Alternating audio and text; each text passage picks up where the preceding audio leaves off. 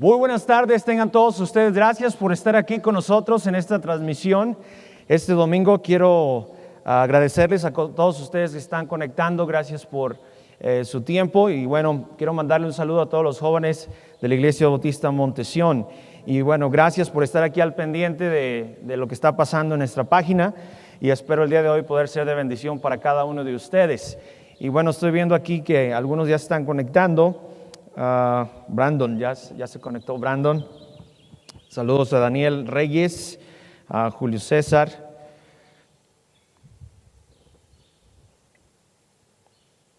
Y bueno, por ahí ya hay algunos que están conectados. Carlos Becerril.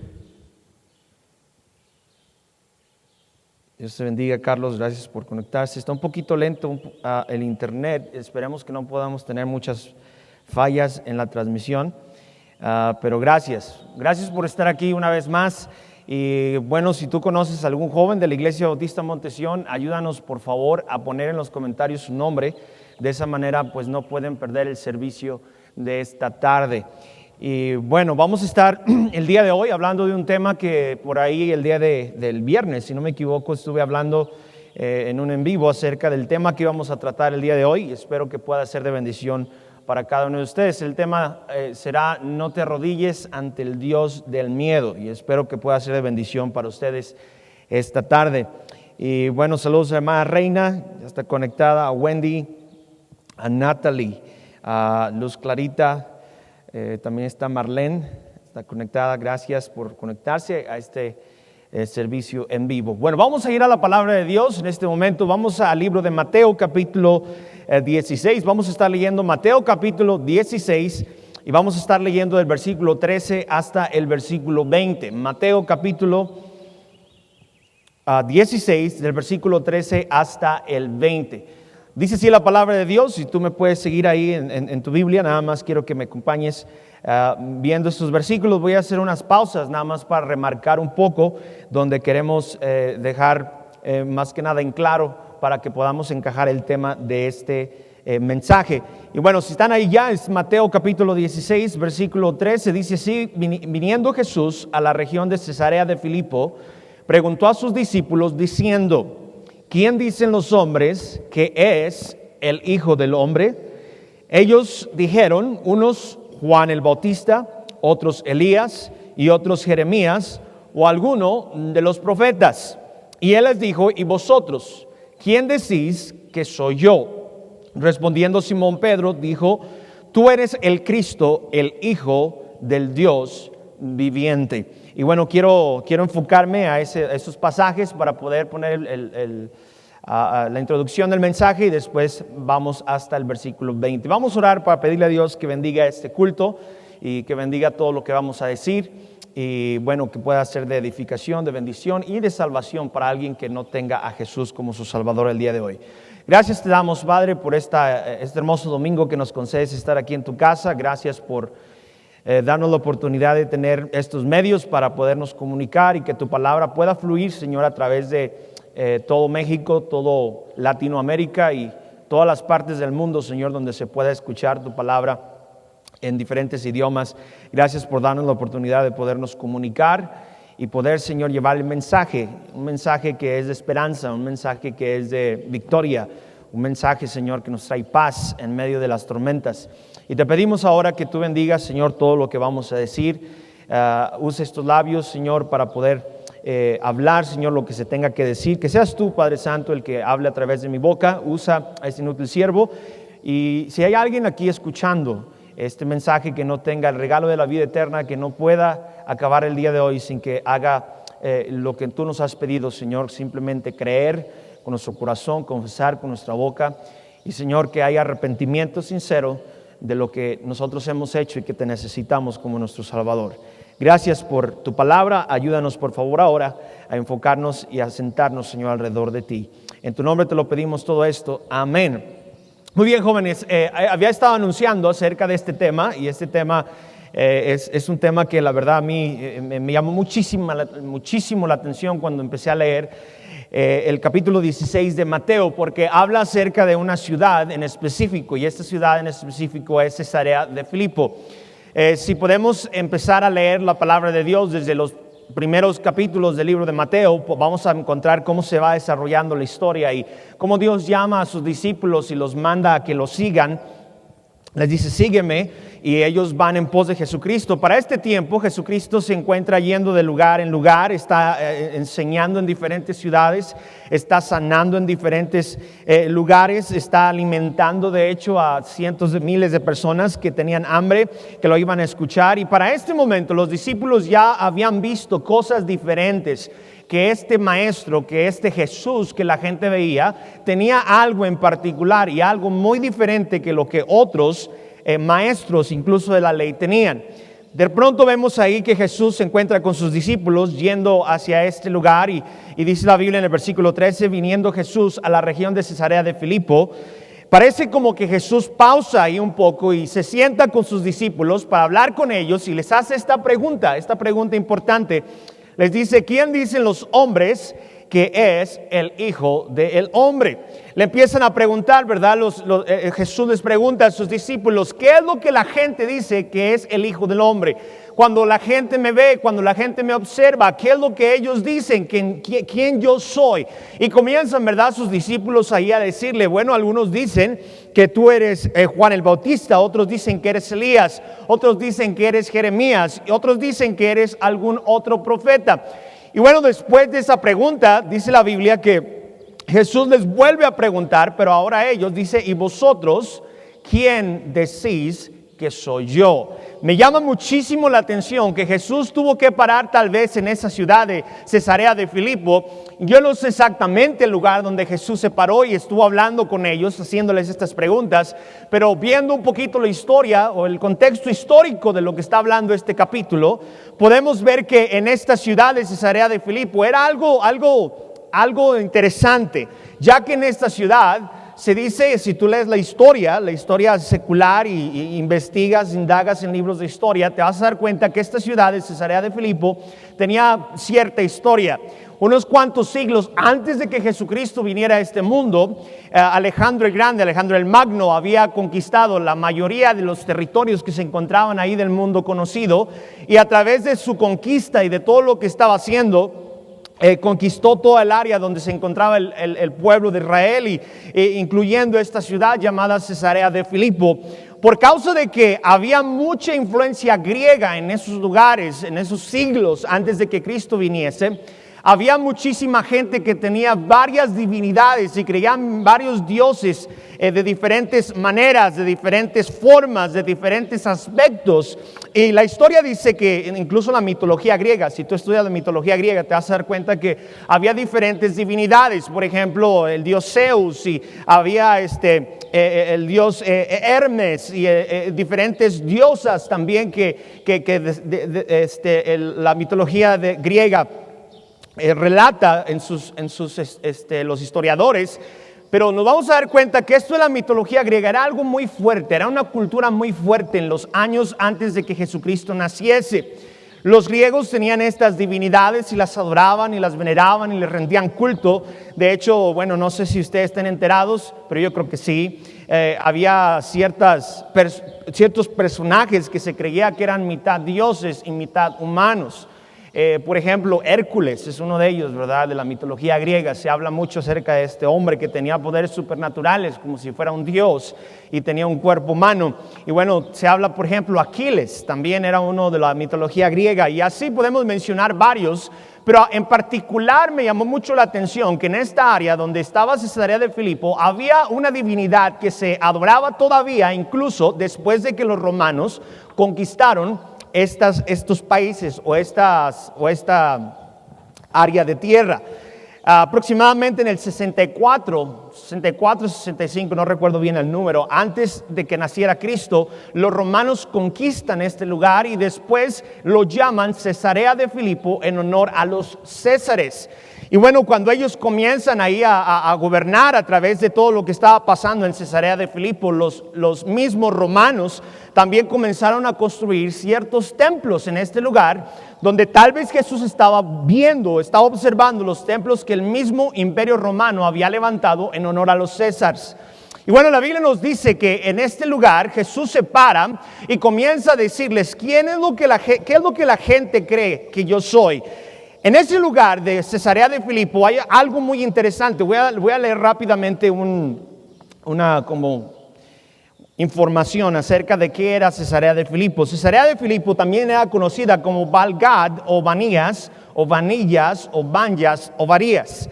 Cesarea de Filipo se encontraba situada aproximadamente a 40 kilómetros, 25 millas aproximadamente al norte del mar de Galilea. Y en este lugar era muy conocido porque había grandes manantiales de agua. Y estos grandes manantiales de agua se reunían para poder alimentar el río Jordán. Era un lugar muy fértil, era un lugar muy atractivo para que la gente fuese y cultivase diferentes cosas. Pero no nada más era famoso por las fuentes de agua que existían en ese lugar, sino que era un lugar religioso, un centro de culto, donde la mitología griega y lo que los romanos ahora estaban haciendo se juntaban en ese lugar. Ahí en ese lugar estaban adorando todavía, incluso después de tantos siglos, a este Dios llamado el Dios Pan. El Dios Pan era el Dios del miedo. Era un Dios que, según la mitología griega, estaba caracterizado porque la mitad de su cuerpo, de la cintura hacia abajo, era mitad cabra, tenía pezuñas de cabra, tenía pelo de cabra, y de la cintura hacia arriba era un ser humano, pero en la cabeza tenía sus cuernos como si fuera una cabra. Y era la forma que este Dios de la mitología se representaba. Se dice que este Dios traía mucho miedo a las naciones. En un redacto que hay ahí de la mitología, habla que según esto los atenienses, los que estaban en Atenas, estaban peleando en contra de Persia. Y fueron y buscaron a este Dios y le dijeron: necesitamos tu ayuda para que tú traigas miedo, para que traigas terror a nuestro enemigo y podamos vencerlo fácilmente. Y ellos fueron y lo buscaron, y dice la mitología griega que este Dios llamado el Dios Pan fue y trajo el temor, trajo el terror en ese ejército, y pudieron vencerlos. De hecho, este Dios se le conoce como el Dios del pánico, trajo pánico a la guerra. De ahí viene la palabra pánico, por el Dios Pan, pánico. Y bueno, hasta este momento, cuando Jesús estaba tal vez ahí con sus discípulos, pudiéramos tal vez haber observado en ese tiempo gente que todavía venía a rendirle culto al Dios Pan. Venían con veladoras, venían con flores, venían con comida, a rendirle culto, a arrodillarse enfrente de Él. Se dice que cuando la gente tenía miedos o temores o tenían pánico en su vida, venían y se arrodillaban y le rendían culto a este Dios para que este Dios calmara el miedo o el pánico que la gente sentía. No solamente eso, sino que los romanos también estaban venerando y adorando a los césares que ya habían muerto. Es interesante que no solamente había una influencia griega pagana rindiéndole culto al Dios del miedo, al Dios del pánico, sino que los romanos de este lado estaban venerando y adorando y rindiéndole culto a personalidades como los Césares.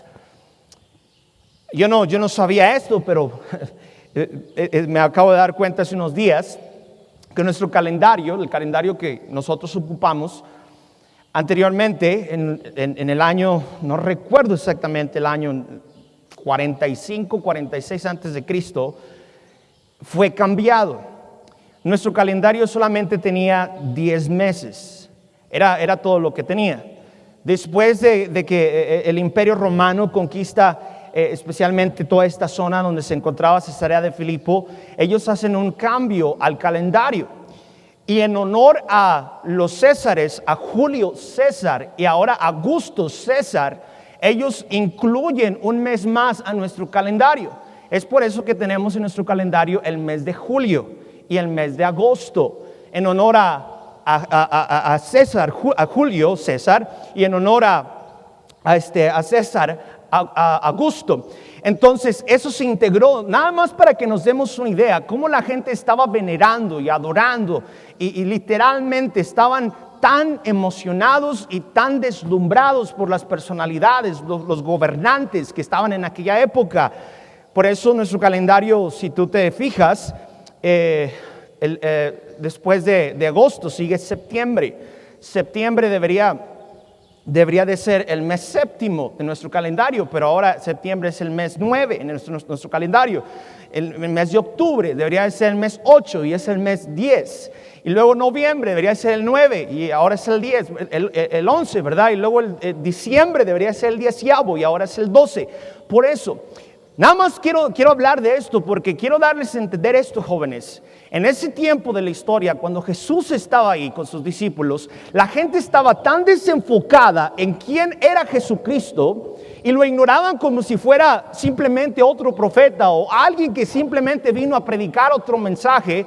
Y la gente estaba tan enfocada en sus césares y en su gobierno y en lo que el gobierno les decía, en lo que el gobierno quería hacer con ellos. Y del otro lado teníamos a los griegos o a los que todavía creían en la mitología griega, adorando al Dios miedo, al Dios pan, al Dios del pánico, al del terror, trayéndole ahí ofrendas. Y jóvenes, eso me hizo pensar muchísimo que en el tiempo en el cual ustedes y yo estamos viviendo no es diferente. Hoy en día se vive, se respira cómo la gente está adorando a ese Dios del miedo, al Dios del pánico. Se están rindiendo ante Él, le están doblando rodillas al pánico, le están doblando rodillas a este Dios del miedo, del terror. Esto que nos está pasando en el mundo entero es increíble lo que yo estoy viendo. La gente cómo está asustada, cómo está corriendo, haciendo compras desesperadas. Hace un tiempo atrás, hace unas semanas, estuve en un centro comercial, en un Walmart. Bueno, creo que así se dice, es Walmart, decimos aquí en México. Estuve en este lugar y me acuerdo que pusieron unas marcas. Yo creo que esto ya todos estamos familiarizados con él, pero pusieron unas marcas en el piso donde están promoviendo la sana distancia. Y yo estaba parado esperando mi turno y unos cuantos pasos enfrente estaba la otra X donde estaba un señor parado y luego estaba otra X donde estaba otro señor esperando su turno.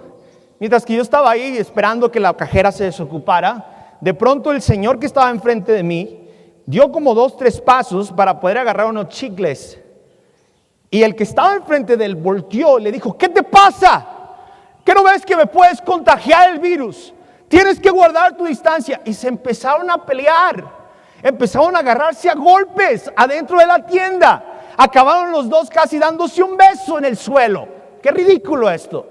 Vino la seguridad y los tuvo que sacar y los mandaron afuera de la tienda. Ya no pudieron comprar. Nada más para darte a entender, joven, señorita, que hoy en día el mundo está en pánico, está en miedo, tiene tanto terror de lo que está pasando. Si tú vas a las calles el día de hoy venía yo bajando de un lugar donde estuve compartiendo la palabra de Dios con un grupo de hermanos aquí en Los Reyes La Paz. Estaba bajando y esto fue raro para mí, tal vez con todo lo que está pasando, pero vi una carroza bajando con un montón de gente atrás.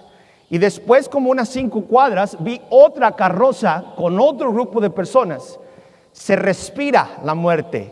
Puedes ver en los ojos de las personas viendo esa procesión donde iban llevando ese féretro, el terror, y puedes ver la gente cuchicheando, ¿verdad? Unos y otros, de qué se moriría, le daría el COVID-19, qué estará pasando. Y jóvenes, es cierto, toda esta gente está tan aterrorizada, pero nosotros los cristianos, los hijos de Dios, no podemos vivir en terror, no podemos arrodillarnos al Dios del miedo, no podemos hacer estas cosas porque nosotros creemos en un Dios muy diferente.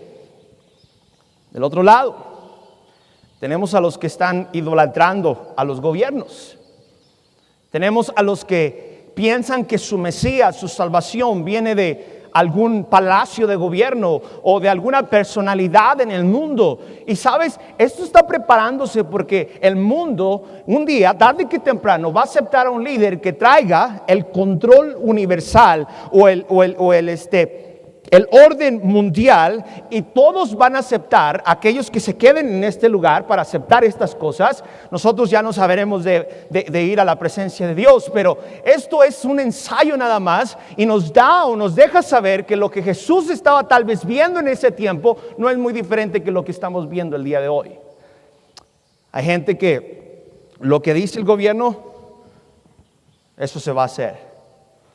Ahora tenemos que entender que hay indicaciones y hay normas de seguridad y de salubridad y de todas estas cosas. Tenemos que cumplir con ellas. Pero no podemos dejar que eso nos gobierne o que nos metan el miedo, que nos metan el pánico en nuestra cabeza y dejar que estas cosas nos desenfoquen de quién realmente tenemos que estar creyendo, que es Jesucristo nuestro Salvador. La pregunta sería aquí, ¿qué es lo que la gente dice que es Cristo el día de hoy? Hay mucha gente que en este momento no se pone a pensar quién es Jesús. Para muchos es simplemente un cuadro pintado en la casa donde ellos viven. Para muchos es un ídolo, una imagen que está puesta en alguna capilla o en alguna iglesia alrededor de la ciudad. Para ellos simplemente es un nombre. Pero para nosotros los cristianos, ¿realmente quién es? Es triste, pero hay jóvenes y señoritas, hermanos, hermanas en iglesias cristianas que estamos comenzando a entrar al territorio adorando al Dios Pan, rindiéndonos ante el Dios Pan. Y el miedo y el terror que hay en el mundo, pareciera que los cristianos lo están adoptando, cuando no debería de ser así. La Biblia dice, ahí en el versículo 15, otra vez dice, y les dijo, ¿y vosotros quién decís que soy yo? Respondiendo Simón Pedro, le dijo, tú eres el Cristo, el Hijo del Dios viviente. Puede ser, no estoy diciendo que así fue, pero pudiese ser que los discípulos estaban viendo a esa gente rendir culto en esos nichos que existían ahí para esos dioses, el Dios Pan y los dioses que adoraban los romanos. Y de pronto Jesucristo les pregunta a sus discípulos, y a lo mejor se quedaron callados, algunos no sabían qué contestar. Pero Simón Pedro, dice la Biblia, que le dijo, tú eres el Cristo, el Hijo del Dios viviente. Y es una declaración increíble. Es una declaración que es el fundamento de nuestra fe. Simón Pedro le está diciendo, tú eres el Cristo, tú eres el Mesías, tú eres el enviado, tú eres nuestra salvación, tú eres nuestra esperanza, tú eres nuestro futuro, tú eres nuestra vida, tú eres nuestro camino, tú eres nuestra verdad. Y joven señorita, cuando Pedro estaba diciendo esto, estaba diciendo, Señor, tú eres lo que necesitamos, tú eres nuestra paz, tú eres nuestro refugio. Y Jesús le responde ahí. Versículo 17, entonces le respondió Jesús, bienaventurado eres, Simón, hijo de Jonás, porque no te lo reveló carne ni sangre, sino mi Padre que está en los cielos. Y joven señorita, cuando tú y yo estamos pasando por este caos que estamos viviendo, y estamos sí llenos de temor y llenos de miedo muchas veces, pero cuando quitamos nuestros ojos de estar viendo al Dios pánico, al Dios Pan, y nos enfocamos en Cristo y decimos, ¿sabes qué? Yo no voy a dejar humillar, yo no me voy a dejar rendir, yo no me voy a doblar rodilla ante este Dios, sino que ahora voy a voltear hacia donde está Cristo y le voy a decir, tú eres mi esperanza, tú eres mi roca, tú eres mi salvación, tú eres mi refugio, tú eres mi doctor, tú eres mi consolador. Cuando tú y yo hacemos eso, mira, el miedo se disipa, el miedo se va. Todo lo que está ocasionando en nuestra vida, en nuestra mente, es porque no estamos enfocando nuestra mirada, como lo que dijo Simón Pedro. Jesús le dijo, bienaventurado. Cada vez que tú, joven señorita, y cada vez que yo volteo y reconozco lo que Dios ya nos reveló en su palabra, somos bienaventurados. Bienaventurado. Eso es de que Dios te está diciendo, eres bendito. Tienes el bien, sabes lo que crees, sabes lo que tienes, sabes dónde estás parado. Porque Pedro dijo estas palabras, tú eres el Cristo, el Hijo del Dios viviente. Es tiempo de que quitemos nuestra mirada, joven, señorita, de estar viendo a ese Dios Pan, del pánico. Que quitemos nuestras miradas de estar adorando personalidades en este mundo y que pongamos nuestra mirada en Cristo, el Hijo del Dios viviente. Después de esto dice la palabra de Dios, el versículo 17 ya lo leímos, versículo 18 dice, y yo también te digo, tú eres Pedro, y sobre esta roca edificaré mi iglesia, y las puertas del Hades no prevalecerán contra ellas. Después de que Pedro hace esta afirmación de quién es Jesús, de quién es el Cristo, Cristo le dice: a ti, Simón, te digo, a ti, Simón, Pedro, a ti, Pedro, te digo que tú eres Pedro. A ti, Simón, te digo que tú eres Pedro. Y luego Jesús no se queda apuntando hacia donde está Pedro, sino dice: y sobre esta roca edificaré mi iglesia. Hay mucha gente que se confunde pensando que Pedro es el fundamento de la iglesia. Pero no, Cristo es el fundamento de nuestra iglesia. Cristo es el fundamento. Cristo es la roca. Pedro es una piedra, pero Cristo es una roca. Y yo no sé de ti, pero yo quiero estar fundamentado, que mi fe, mi confianza esté arriba, encima, puesta, anclada sobre la roca que es Cristo, y no en una piedra o en una piedrita. Pedro le está diciendo, Jesús le dice: ciertamente tú eres Pedro, eres piedra, pero sobre esta roca edificaré mi iglesia. Y joven señorita, si tú y yo estamos edificados en Cristo, no hay por qué temer, no hay por qué tener pánico, no hay por qué sentirnos con tanto terror y tanto miedo en medio de esta pandemia. Si Cristo es nuestra roca, hay que anclarnos de la roca que es Cristo. Él es nuestro refugio, Él es nuestra esperanza. No sientas miedo, al contrario, agárrate de lo que Cristo ya dijo en la palabra de Dios. Ciertamente le dijo: tú eres Pedro, que significa piedra, y le dijo: sobre esta roca edificaré mi iglesia.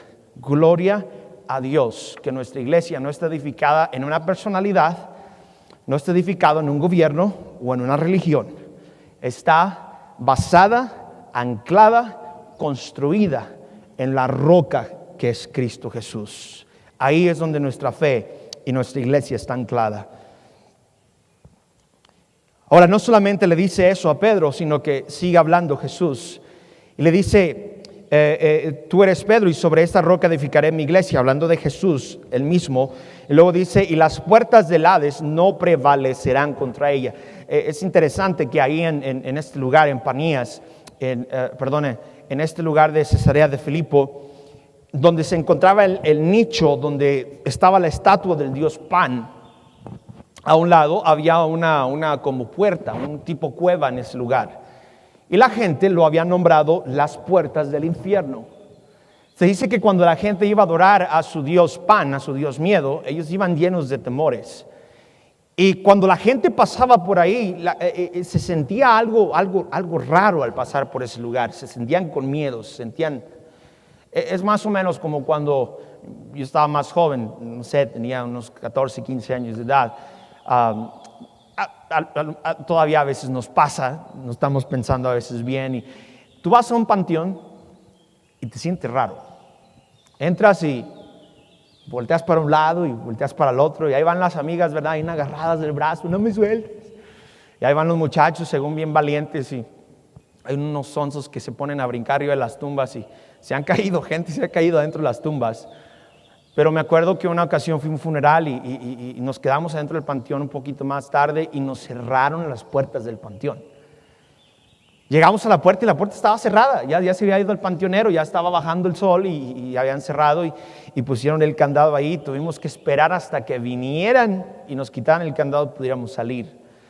Y bueno, al menos yo no sentí tan bonito estar entre puros muertos ahí, ¿verdad? Pero algo así se sentía pasar por ese lugar, porque le decían que ese lugar era las puertas del mismo infierno. Jesús les dice a sus discípulos: y las puertas del Hades no prevalecerán contra ella. Déjame decirte, el diablo ha querido por muchos años cerrar la iglesia, cortar la iglesia de Cristo, envenenarla y ensuciarla, y hacer todo lo que pueda para poder quitar lo efectivo que es la iglesia de Cristo en la tierra. Pero no ha podido y nunca va a poder, porque ni el miedo ni el orden mundial van a poder hacer absolutamente nada en contra de la roca que es Cristo, y mucho menos de la iglesia, porque nuestra iglesia está puesta encima de nuestro Salvador. También le dice en el versículo 19, y a ti te daré las llaves del reino de los cielos. Y todo lo que atares en la tierra será atado en los cielos, y todo lo que desatares en la tierra será desatado en los cielos. Mira qué importante, hay religiones, hay gente, hay personas que creen literalmente que Pedro está en las puertas de la gloria del cielo y que tiene las llaves y que cuando alguien viene, a ver, tú no entras. Tú tampoco, tú sí, tú sí te portaste bien, a ver, déjale abro la puerta y te deja entrar a la gloria, al cielo. Mucha gente cree eso. Cristo no le estaba dando literalmente una llave para que él abriera o cerrara el reino de Dios.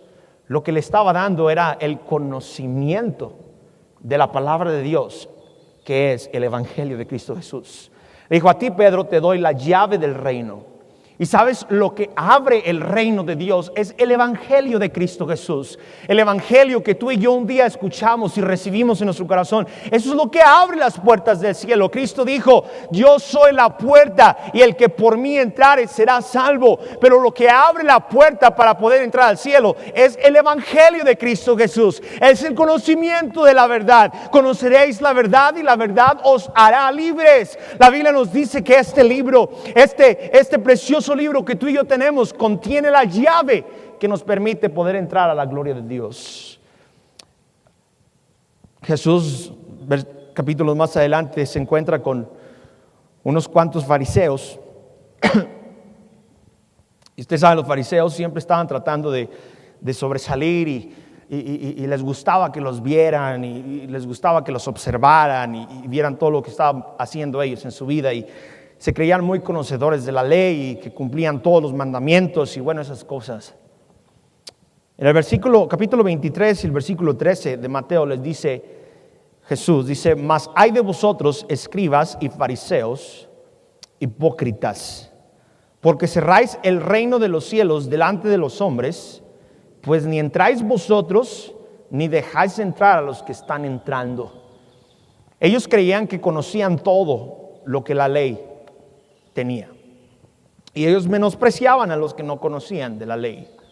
Cristo llega, Cristo viene, lleva a sus discípulos, les dice, ¿quién ustedes dicen que yo soy? Pero les dice, tú eres el Cristo, tú eres nuestro Mesías, tú eres nuestro Salvador, tú eres a quien estábamos esperando, tú eres el ungido de Jehová, tú eres el Cordero de Dios que quita el pecado del mundo.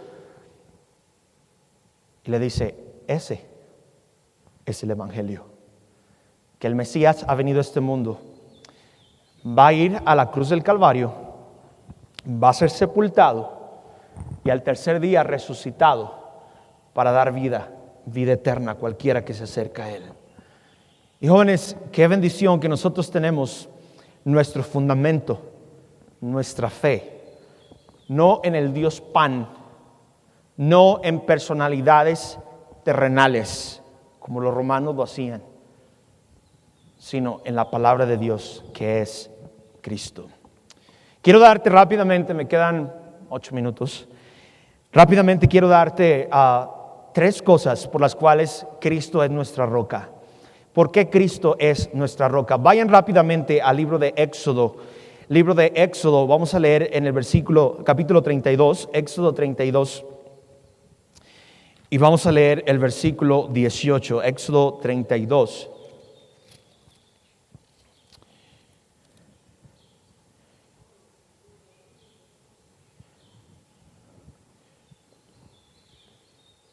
Perdóname, Éxodo 17, me adelanté un poco. Éxodo 17. Éxodo 17 y vamos a leer ahí en el versículo 1 al 6. Dice así, toda la congregación de los hijos de Israel partió del desierto de Sin por sus jornadas, conforme al mandato de Jehová, y acamparon en Refidim, y no había agua para que el pueblo bebiese. Y altercó el pueblo de Moisés y dijeron, danos agua para que bebamos. Y Moisés les dijo, ¿por qué altercáis conmigo? ¿Por qué tentáis a Jehová?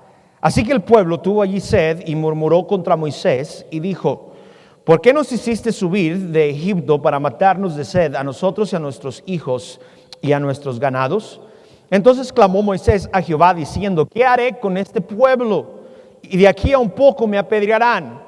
Y Jehová dijo a Moisés: pasa delante del pueblo y toma contigo a los ancianos de Israel, y toma también en tu mano tu vara con la que golpeaste el río, y ve. He aquí que yo estaré delante de ti allí sobre la peña de Horeb, y golpearás la peña y saldrá de ella agua y beberá el pueblo. Y Moisés lo hizo así en la presencia de los ancianos de Israel.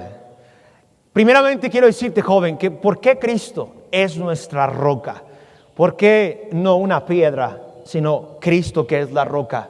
Primeramente porque Cristo es la roca de nuestra salvación.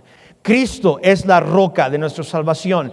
Yo creo que hubiese sido más sencillo, hubiese sido más fácil que Moisés hubiera tomado esa vara, la hubiera puesto en el desierto y de pronto un oasis en medio del desierto de agua hubiese aparecido. Pero Dios tenía un significado. Él quería dejarle saber a su pueblo que unos miles de años después de lo que estaba pasando, vendría a este mundo una roca diferente, una roca desechada por los hombres, una roca firme, una roca fuerte, una roca que no se mueve, una roca que no cambia, y que un día la golpearían en la cruz del Calvario, que lo crucificarían y que lo meterían abajo de esa tumba de roca, pero que al tercer día se levantaría con gran victoria de entre los muertos y nos daría la salvación a todos aquellos que hemos creído en Él. Cristo es la roca de nuestra salvación. Cuando nosotros tenemos temor, cuando nosotros nos sentimos con miedo, cuando parece que la muerte se aproxima a nuestra vida, Cristo es nuestra roca, Cristo es nuestra fe, y no hay por qué temer, porque Él es la roca de nuestra salvación. Cuando el mundo tenía sed de justicia, cuando el mundo tenía sed de misericordia, cuando el mundo tenía sed de gracia, amor y misericordia y salvación fluyeron de la roca que es Cristo Jesús. La Biblia nos dice en Salmo 62, David lo dijo de esta manera, se expresó en Salmo 62 y el versículo 7 nos dice aquí este pasaje, Salmo 62, 7, dice: en Dios está mi salvación y mi gloria. Luego dice: en Dios está mi roca fuerte, en Dios está mi refugio. Y joven, señorita, hermano, hermana que estás escuchando este video, cuando te sientas convaleciente, cuando te sientas con temor, cuando te sientas con dudas, cuando te sientas débil en las enfermedades, cuando te sientas amenazado, corre a la roca de tu salvación que es Cristo, porque ahí está nuestro refugio, ahí está nuestra gloria, en la roca que es Cristo Jesús, nuestra salvación. No solamente es la roca de nuestra salvación, sino que es la roca de nuestro fundamento, nuestra vida. Ve rápidamente otra vez a Éxodo capítulo 31. Éxodo capítulo 31 nos habla que Él es la roca de nuestro fundamento. Éxodo 31 y el versículo 18 nos dice así, 31, 18. Y dio a Moisés, cuando acabó de hablar con él en el monte Sinaí, 2 tablas del testimonio, tablas de piedra, dice ahí, tablas de piedra escritas con el dedo de Dios. O sea que Cristo no solamente es nuestra salvación, nuestro refugio, nuestra gloria, sino que también es nuestro fundamento, nuestra vida. Cristo comparó a 2 hombres, uno era un hombre insensato, un hombre necio, y un hombre sabio. Y dice la Biblia que uno construyó sobre la roca y el otro construyó sobre la arena. Vinieron ríos, las tempestades, vinieron las tormentas y la casa que estaba construida sobre la arena cayó. Pero la casa que estaba construida sobre la roca se mantuvo firme. Y joven señorita, si hay algo que necesitamos en nuestra vida, es empezar a fundamentar nuestra vida en la palabra de Dios. Moisés sube al monte Sinaí, le dice: Dios, te quiero dar la ley, te quiero dar estas tablas para que se las lleves al pueblo de Israel. Moisés sube al monte y ahí en el monte con la misma mano, con el mismo dedo de Dios son escritos esta ley que le da Dios a Moisés y se las entrega en una tabla de piedra. Yo me pregunto, ¿por qué se la dio en una tabla de piedra y no se la dio en una tabla de madera o un pedazo de papel o algo así, que fuese un poco más fácil tal vez para cargar? Yo me doy cuenta que la Biblia es nuestro fundamento, es una roca. Y una vez que tú inscribes algo en una roca, no lo puedes borrar. No le puedes añadir, si no es que está puesto por la mano de Dios. Entonces, la Biblia, la palabra de Dios, solamente tenemos dos opciones que podemos hacer con ella. O la cumplimos o la quebrantamos. No la podemos doblar a nuestra conveniencia. No le podemos poner o no le podemos quitar. Porque este libro es la mente, es el corazón, es la roca, es el fundamento de nuestra iglesia, es el fundamento de nuestra fe y es el fundamento de nuestra vida. Una ocasión hace ya años atrás, estaba una hermana, vino y me dijo: hermano Héctor, ¿cómo le hago? Dice, en la casa mis hijos y yo estamos en la casa, mi esposo, en la noche 3, 4 de la mañana, y de pronto se escuchan ruidos raros dentro de la casa, en los cuartos, en los closets, adentro en la cocina, se caen los trastes, se prenden, se apagan las luces. Dice, ya no sé qué hacer, es necesario que alguien vaya a orar o ¿qué hago, pastor? Le dije, mire, primeramente, hermana, reúnanse ustedes como familia, oren al Señor antes de dormirse, díganle al Señor que los proteja, que los cuide, que saque cualquier cosa que hay ahí, que ahuyente el diablo. Pero es importante leer la Biblia, pongan en su casa como fundamento la palabra de Dios. Me dice, ¿y con la palabra de Dios el diablo cree que se vaya a ir, los demonios se van a ir? Hermano, yo creo que sí. La palabra de Dios es una espada de 2 filos. Entonces, úsela. Yo creo que sí funciona. Bueno, pasaron unas semanas y vino la hermana y me dijo, pastor Ávila, no funcionó, todavía se siguen escuchando los ruidos. Mire, todo está pasando esto. Y le dije, a ver, ¿qué estás haciendo, hermana? Dice, pues es que cuando escucho esos ruidos yo agarro mi Biblia y comienzo cuarto por cuarto a decirle, Satanás, vete de este lugar, apártate de aquí, vete por favor. Y empiezo con la Biblia a darle por todos lados machetazos al diablo y a los demonios, pero parece que no se quieren ir, pastor. Le dije, hermana, la Biblia no es para que andemos dando machetazos dentro de la casa. La Biblia es para que cuando nosotros la abramos, la escudriñemos, la agarremos como fundamento, la apliquemos a nuestra vida, y el diablo no puede hacer absolutamente nada en contra de lo que este libro dice. Digo, el diablo conoce, yo creo, muy bien la palabra de Dios, pero cuando un cristiano la lee, la practica y la vive, el diablo tiembla. Jesucristo mismo, cuando el diablo fue a tentarlo, usó la palabra de Dios diciendo, escrito está, escrito está, escrito está. Porque la palabra de Dios es nuestra roca, es nuestro fundamento, es nuestro instructivo de vida, es lo que nosotros necesitamos para poder vivir una vida sin temor, rindiéndonos, arrodillándonos ante el Dios miedo.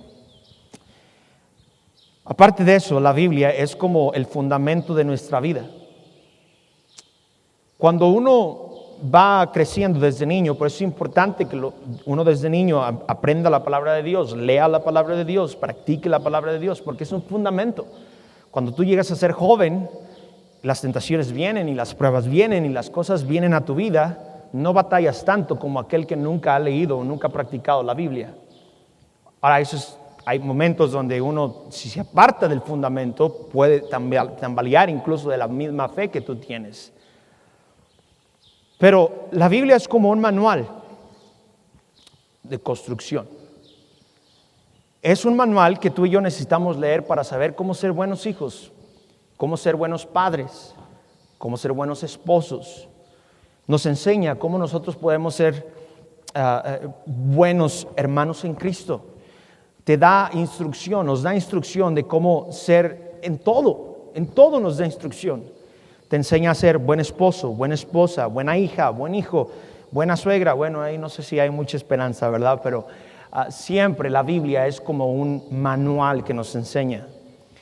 Les platicaba a los jóvenes el otro día que mi esposa y yo fuimos a la tienda a comprar un aparato, un deshumidificador le llaman.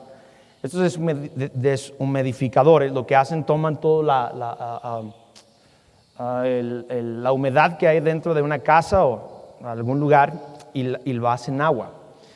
Y fuimos a la tienda, trajimos la caja, como todo buen mexicano, abrí la caja, bueno, hay excepciones, ¿verdad? Pero abrí la caja y aventé la caja por allá y el plástico que venía envuelto el aparato, lo hice pedazos, lo aventé a la basura. Pero lo primero que encontré ahí, arriba de la caja, fueron el manual, el instructivo, qué es lo que tenía que hacer con la caja. Los agarré y los aventé a la basura. Agarré la conexión para poder conectarlo a la electricidad, lo conecto, veo el botón que dice encender, oprimo el botón y no funciona. Dije, ¿cómo en el mundo? Lo acabo de comprar.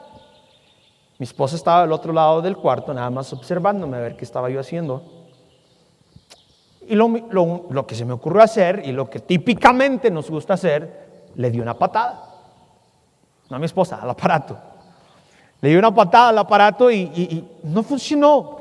Lo desconecté, lo volví a conectar y le volví a dar otra patada. En eso mi esposa me dice, oye, espérame tantito. Dice, ¿crees que vas a componer las cosas así, a patadas?